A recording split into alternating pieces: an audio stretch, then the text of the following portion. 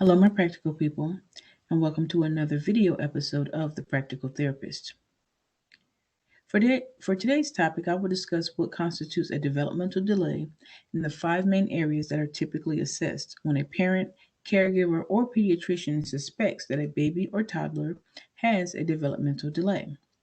I felt this topic was important to cover because although I'm an SLP and my area of expertise is in the area of communication, language, and feeding or swallowing disorders, I often find myself referring children to other therapists or specialists for additional evaluations. The main reason is that many parents are only concerned about that developmental delay that they see right away, which is often communication. And understandably, they become laser focused on that one area where their child is not making progress. Therefore, I will give a brief description of what a developmental delay is, as well as briefly describe what an evaluator looks for in each domain. So let's begin. Here are the five main areas that are assessed. We have cognitive function, communication and language, social, emotional, fine and gross motor function, and adaptive skills. But before we talk about these main areas, we need to ask the question, what is a developmental delay? Well, simply put, a developmental delay can be described as the lack of expected progress of a child who is not meeting certain developmental skills at his or her expected age compared to children of the same age. And again, such delays can occur in the following areas that I'm shown in the previous slide: cognitive functioning, communication and language, social, emotional, fine and gross motor function, and adaptive skills. So, for the purpose of this episode, I will list the expected developmental skills for a 2-year-old child, since age 2 is when most parents or pediatricians become concerned about a child's development and begin to make referrals.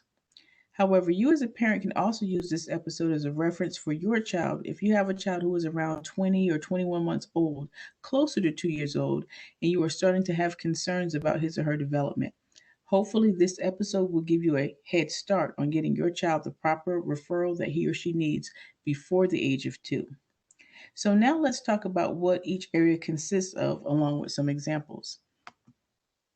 First, let's talk about cognitive function. So, think about any type of cognitive exercise or skill as a workout for the brain.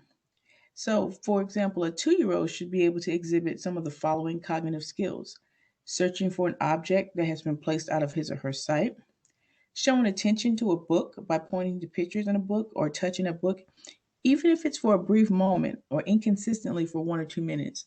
Also, developing functional play skills and certain problem solving skills, such as being able to place little blocks in a container, roll a car around, kick a ball.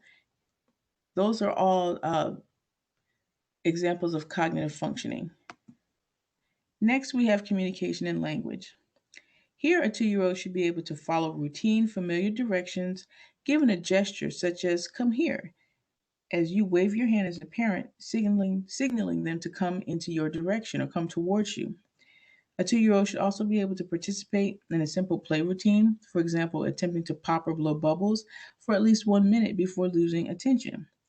The 2-year-old should be able to imitate a word that is said by you and also be able to identify several common objects such as a ball, cup, or car. But also keep in mind that the 2-year-old's ability to identify certain common objects like a ball or a car would be preceded by that cognitive development of being able to play with certain toys like that appropriately. So they're gaining the experience and knowledge of those items based off how they would be played with.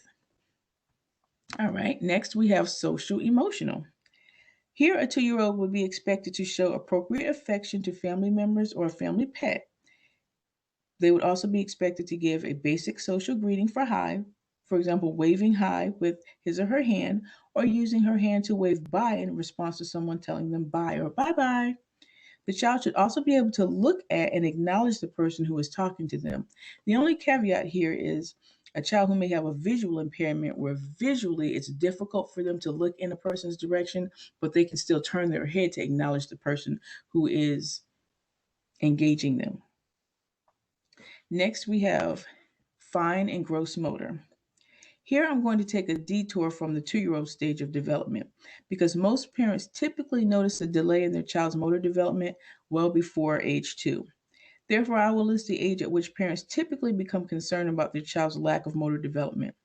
Between the ages of 3 to 6 months, an infant should be able to lift his or her head from side to side, grasp objects, or turn from one side to the other side. Between 6 to 11 months, a baby should be able to sit unsupported or unassisted for at least 5 seconds and make stepping movements when held in an upright position. And lastly, we have adaptive skills. Here I will pause to explain what adaptive skills are before I list the skills that a 2-year-old should have. Adaptive skills are also known as self-help skills, such as dressing, toileting, and the ability of a child to feed themselves independently. So here, a 2-year-old should be able to help an adult or older sibling get them dressed by holding out their arms or legs. A 2-year-old should be able to remove shoes without help and also use a spoon or other utensil to feed him or herself. For example, if you look at the picture here of this little boy, it looks like he is using a spoon to eat some yogurt from a plastic cup or container. Also here, a 2-year-old should be able to use simple words or gestures to ask for food or something to drink.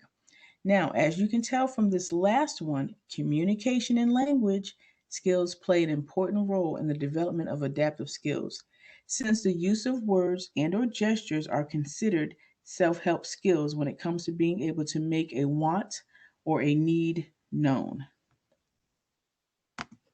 All right, guys, that's it for today.